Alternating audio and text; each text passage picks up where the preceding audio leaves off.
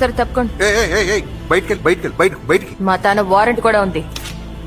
సరే, మీలో ఎవరైనా లోపలికి వెళ్ళొచ్చు, తను మాత్రం లోపలికి వెళ్ళకూడదు.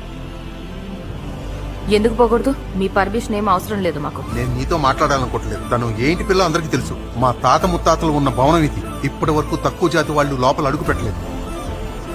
ఎవరు ఎక్కువ ఎవరు తక్కువ అది డిసైడ్ చేసేది మీరు కాదు. పూర్వీకుల భవనమా? ఇది మీ పూర్వీకుల టైం కాదు, రాజ్యాంగం నడిచే టైం, నియమ నిబంధనల టైం.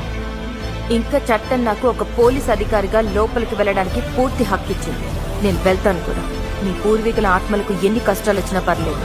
ఒకవేళ నేను లోపలికి వెళ్లకుండా మీరు అడ్డుకున్నారంటే కుల ప్రాతిపదికన వివక్ష చూపించి పోలీసుల్ని తమ పని చేయకుండా అడ్డుకున్నారని ఆ నేరం మీద మిమ్మల్ని లోపలేస్తా.